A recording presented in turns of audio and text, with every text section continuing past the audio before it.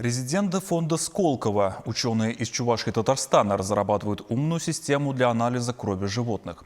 Ее задача – как можно скорее выявлять болезни и спасать четвероногих. Осуществить задуманное помогает нейросеть.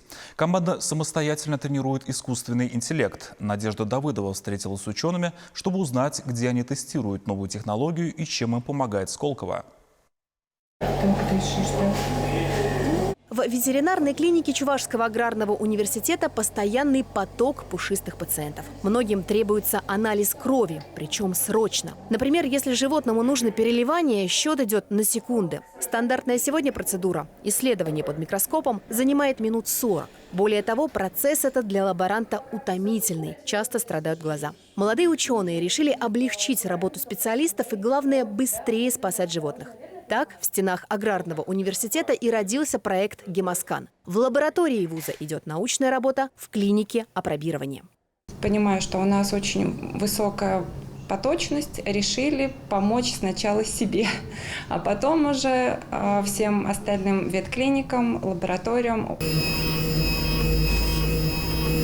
Антон Степанов и его команда дополнили микроскоп роботизированным столиком, блоком управления и двигателями. Но главное – написанное собственными силами программное обеспечение. Мозговой центр управляет микроскопом и анализирует мазок крови.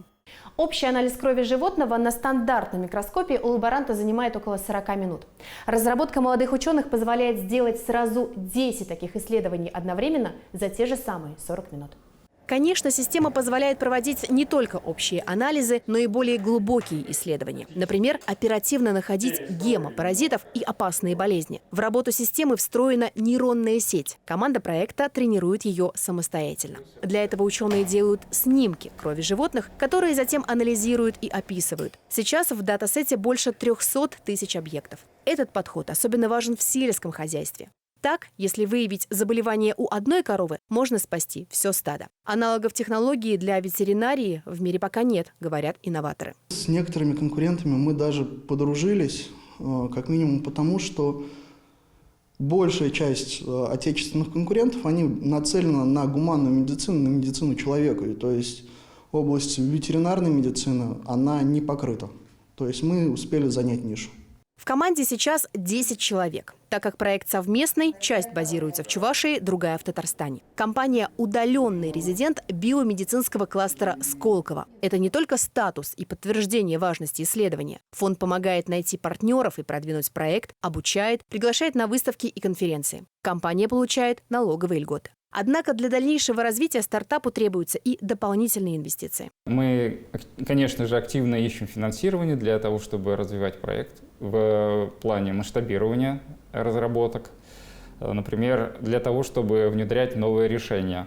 Помимо обычного анализа крови, есть возможность с помощью нашей нейронной сети анализировать и биоматериалы любого другого вида и качества.